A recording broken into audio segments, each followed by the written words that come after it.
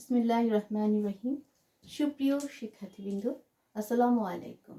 Halima online class প্রোগ্রামে তোমাদের স্বাগত জানাচ্ছি। আমি তানজিনা সিরাজি, সহকারী অধ্যাপক, বাংলা বিভাগ, হালিমা গার্লস স্কুল ও কলেজ ফরিদপুর। আশা করছি আল্লাহর অশেষ মেহেরবানিতে তোমরা সবাই ভালো আছো, সুস্থ আছো, নিরাপদে আছো। প্রিয় একাদশ দ্বাদশ শ্রেণীর শিক্ষার্থীরা, আমরা গত ক্লাসে আমাদের বাংলা প্রথম পত্রের একটি অসম্ভব সুন্দর কবিতা সুফিয়া কামালের লেখা তাহারই পরে মনে, এই কবিতাটি পড়েছিলাম, বোঝার চেষ্টা করেছিলাম। আজকে আমরা এই কবিতাটি প্রত্যেকটা স্তবক, প্রত্যেকটা লাইন বোঝার চেষ্টা করব। আমরা কবিতার ভূমিকাটা একটু জেনে নিই বা পটভূমিটা একটু জেনে নিই। বেগম সুফিয়া কামাল তার ব্যক্তিগত জীবনকে দুটো প্রকৃতির আঙ্গিকে এখানে তুলে ধরেছেন। ঋতু দুটো হচ্ছে শীত এবং বসন্ত। শীত এবং বসন্ত দিয়ে তার ব্যক্তিগত জীবনের কষ্টকে তিনি এখানে উপস্থাপন করেছেন। কবিতার বিশেষত্ব হচ্ছে কবিতাটা নাট্যগুণ সম্পন্ন এবং সংলাপ নির্ভর কবিতা। এখানে কবি এবং কবি ভক্ত উভয়ের সংলাপের মধ্যে দিয়ে কবিতার মূল বিষয়টি পরিষ্কার হয়েছে। আমরা কবিতায় চলে আসি। তাহারই পরে মনে, সুফিয়া কামাল। প্রথমে কবি ভক্ত কবিকে অনুনয় করছেন, বসন্তকাল চলে এসেছে, কবি কেন সাহিত্য রচনা করছেন না? বসন্ত ফাগুন মাসকে স্মরণ করে চলে এসেছে, বসন্তের যে প্রকৃতির যে পরিবর্তন সেটা দেখা যাচ্ছে, কিন্তু কবির মধ্যে কোনো পরিবর্তন নেই। সাধারণত কবি সাহিত্যিকরা কী করেন? ঋতু পরিবর্তনের সাথে সাথে তাদের মনে পরিবর্তন হয়, নানা রঙে রঞ্জিত হয় তাদের মন। সেই রং রস কলম দিয়ে উপস্থাপন করেন আমাদের সামনে এবং আমরা আস্বাদন করি সেই রস। কিন্তু কবির মধ্যে সেই পরিবর্তন লক্ষ্য করছেন না ভক্ত, তাকে অনুনয় করছেন। হে কবি, নীরব কেন? ফাগুন যে এসেছে ধরায়, বসন্তে বরিয়া তুমি লবে নাকি তব বন্দনায়। বলছে কবি তুমি নীরব কেন? কবিকে সম্বোধন করছেন, হে কবি তুমি নীরব কেন? ফাগুন মাস চলে এসেছে, বসন্তকে তুমি কেন, তুমি কি বরণ করে নেবে না তোমার বন্দনার দ্বারা, তোমার গান কবিতা রচনার দ্বারা? কবি বলছেন, কহিল সে স্নিগ্ধ আখি তুলি, দক্ষিণী দুয়ার গেছে খুলি, বাতাবি নেবুর ফুল ফুটেছে কি, ফুটেছে কি আমের মুকুল, দক্ষিণা সমীর তার গন্ধে গন্ধে হয়েছে কি অধীর আকুল। কবি বলছেন স্নিগ্ধ আখি তুলে, অনেক দিন যেমন মানুষ উন্মনা থাকলে, উদাসীন থাকলে, বাস্তবের কোনো কিছু সংস্পর্শে এলে যেমন নতুন একটা ভাবাবেগের জন্ম দেয়, ঠিক তেমনি কবির মধ্যে সেই ভাবের উদয় হয়েছে। কবি তার স্নিগ্ধ আখি তুলে তার ভক্তকে বলছেন, দক্ষিণের দুয়ার কি খুলে গেছে? বসন্তকাল আসলে, ফাগুন মাস আসলে প্রকৃতির যে চিত্র দেখা যায়, যে রূপ দেখা যায়, সেই বিষয়গুলো তিনি উপস্থাপন করছেন। তিনি বলছেন দক্ষিণের দুয়ার কি খুলে গেছে, বাতাবি নেবুর ফুল কি ফুটেছে, আমের মুকুল কি এসেছে, দক্ষিণা সমীর মানে দক্ষিণের বাতাসের চারদিকে কি ছড়িয়ে পড়েছে, তার গন্ধে গন্ধে দক্ষিণা বাতাসের এই চারদিকে দক্ষিণের বাতাসের চারদিকে যে ফুলের সুবাস, সে সুবাস চারদিকে ছড়িয়ে পড়েছে। প্রশ্ন করছেন নিজের মধ্যে কি পরিবর্তন আসবে, নিজেই পরিবর্তন করছেন, প্রশ্ন করছেন কাকে? ভক্তকে। বাতাবি নেবুর ফুল ফুটেছে কি আমের মুকুল, দক্ষিণা সমীর তার গন্ধে গন্ধে হয়েছে কি অধীর আকুল। তার এই কথা শুনে ভক্ত খুব আশ্চর্য হলেন। কবির মধ্যে এই ধরনের বহিঃপ্রকাশ তিনি কখনোই লক্ষ্য করেন নাই। কবি যেন অন্য এক জগতে চলে গেছেন। বসন্তের প্রতি তার কোনো আকর্ষণ নেই, বসন্তের পরিবর্তনে তার মন পরিবর্তিত হয়নি, নতুন রঙে রঞ্জিত হয়নি। কবি ভক্ত বলছেন, এখনো দেখনি তুমি? কহিলাম, ওগো কবি, কেন আজ এমন উন্মনা তুমি? কোথা তব নবপুষ্প সাজ। কবি ভক্ত খুব আশ্চর্য হলেন, তাকে প্রশ্ন করলেন, তোমার সে ফুলের সাজ কোথায়? বসন্তকাল আসলে চারদিকে ফুলে ফুলে ছেয়ে যায়, কবিরাও ফুলে সজ্জিত হন, নানান রঙে রঞ্জিত হন, কিন্তু কবির মধ্যে সে ধরনের কোনো বহিঃপ্রকাশ নেই, সেই সজ্জা নেই, ফুলের সজ্জা নেই। ভক্তের নানা প্রশ্ন কবির প্রতি। কবি বলছেন, কহিল সে সুদূরে চাহিয়া, অলখের পাথার বাহিয়া, তরি তার এসেছে কি, বেজেছে কি আগমনী গান, ডেকেছে কি সে আমারে, শুনি নাই রাখিনি সন্ধান। আমরা বুঝতেই পারছি কত সহজভাবে নিজেকে তুলে ধরছেন। কত উন্মনা উদাসীন বসন্তের প্রতি। তরি তার এসেছে কি, মানে তার আগমনী গান কি বেজেছে। যে সমুদ্রকে দেখা যায় না, অলোক মানে কি অলক্ষ্যে দৃষ্টির অগোচরে, আর পাথার মানে হচ্ছে সমুদ্র। যে সমুদ্রকে, দূরের যে সমুদ্রকে দেখা যায় না, সেই সমুদ্রের দিকেই যেন তার দৃষ্টি। আনমনা হয়ে তিনি বলছেন, তরি তার এসেছে কি, মানে বসন্তকালকে চলে এসেছে, ফাগুন মাস কি চলে এসেছে, তার আগমনী গান কি শোনা যাচ্ছে। কই, সে তো আমাকে ডাকেনি, আমাকে তো সে স্মরণ করেনি, আমি তার সন্ধান রাখিনি। এর উত্তরে ভক্ত বলছেন, কহিলাম, ওগো কবি, রুচিয়া লহনা আজও গীতি, বসন্ত বন্দনা তব কণ্ঠে শুনি মোর মিনতি।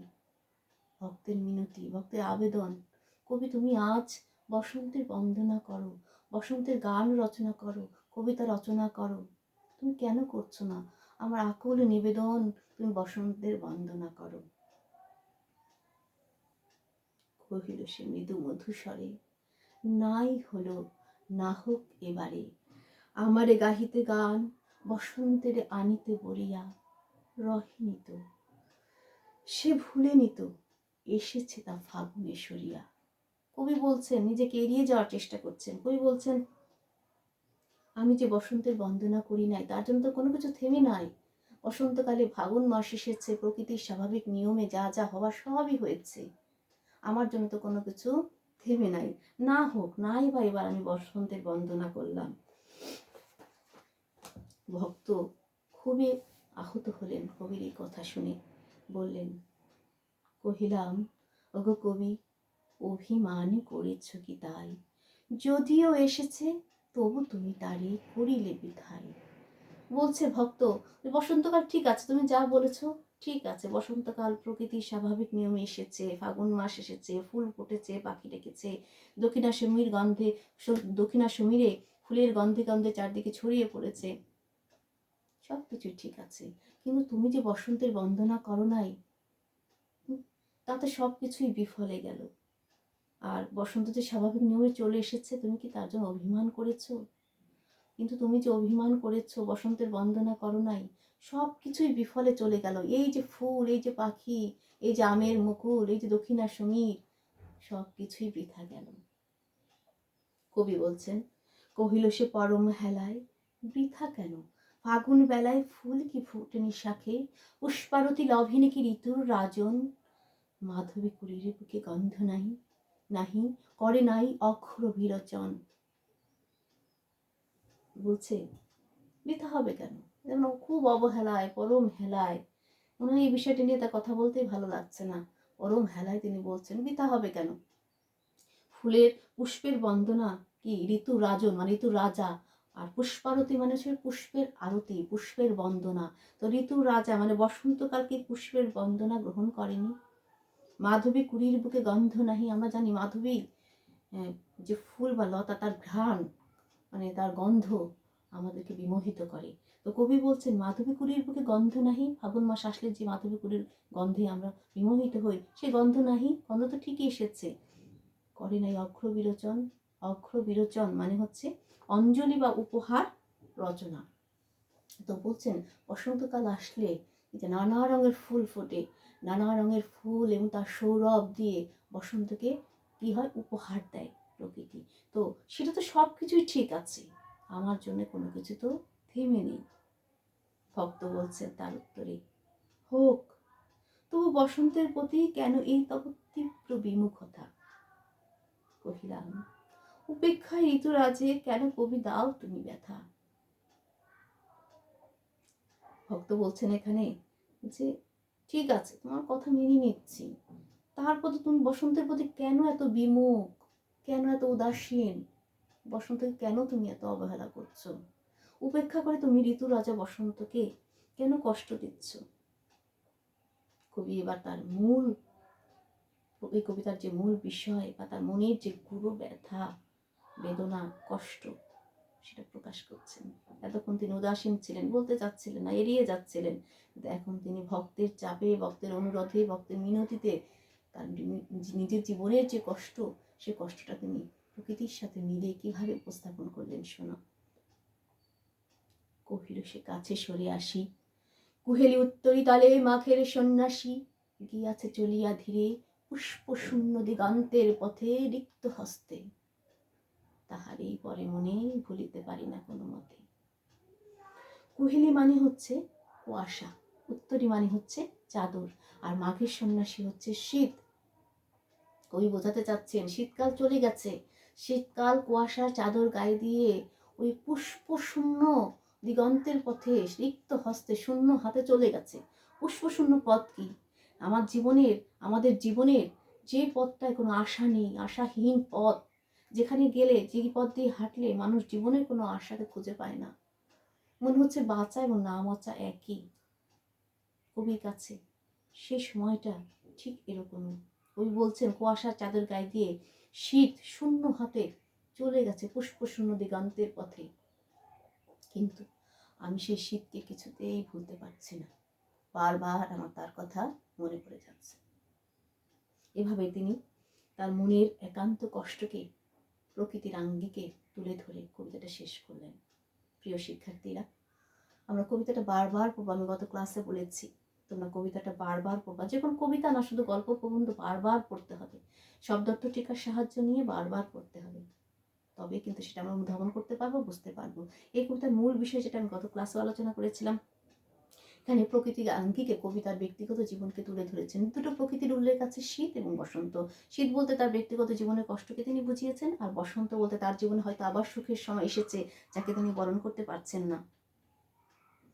ভক্তের অনুরোধে বিনয়ে শেষ পর্যন্ত তিনি প্রকাশ করলেন। প্রকৃতপক্ষে বাস্তব জীবনে তার প্রথম স্বামী নিহাল হোসেন যখন মারা যান, তার পরবর্তী সময় তিনি এই কবিতাটা লিখেছিলেন। প্রকৃতির আঙ্গিকে তার ব্যক্তিগত জীবনেই যে কষ্ট, সেই কষ্টকে তিনি এখানে উপস্থাপন করেছেন। এটাই হচ্ছে কবিতার মূল বিষয়। কবিতাটা আমরা আত্মস্থ করার চেষ্টা করব ইনশাল্লাহ। আমি চেষ্টা করেছি যতটা তোমরা বোঝার চেষ্টা করেছো, তোমরা নিশ্চয়ই বুঝতে পেরেছো। এবং ভবিষ্যতে পরবর্তী ক্লাসে তোমাদের যেটা পড়া থাকবে সেটা হচ্ছে কবিতার প্রথমে আমরা কবির পরিচিতিটা পড়ব, তারপর শব্দার্থ টিকাটা পড়ে নিয়ে যতক্ষণ না বুঝতে সুবিধা হয়, বুঝতে না পারি, ততক্ষণ আমি শব্দার্থ টিকাগুলো পড়বো এবং তারপরে কবিতাটা পড়বো। কবিতা পড়ার পরে পাঠ পরিচিতি বলে একটা অংশ আছে, সেই অংশটা আমি মিলিয়ে দেখবো যে আমি যা বুঝেছি তার সঙ্গে ওটা মিলে কিনা। যদি মিলে যায় তবে বুঝলাম আমার কবিতাটা বোঝা হয়েছে। তারপর আমি প্রশ্নে যাব, একটা উদ্দীপকের সাহায্যে প্রশ্নগুলো উত্তর দেওয়ার চেষ্টা করব। ইনশাল্লাহ আমাদের কোনো অসুবিধা থাকার কথা না, আমরা অবশ্যই এটা সুন্দরভাবে বুঝতে পারবো। প্রিয় শিক্ষার্থীরা, পরবর্তী ক্লাসের আমন্ত্রণ রইল। সেই পর্যন্ত তোমার সুস্থ থাকো, ভালো থাকো, নিরাপদে থাকো। ধন্যবাদ সবাইকে।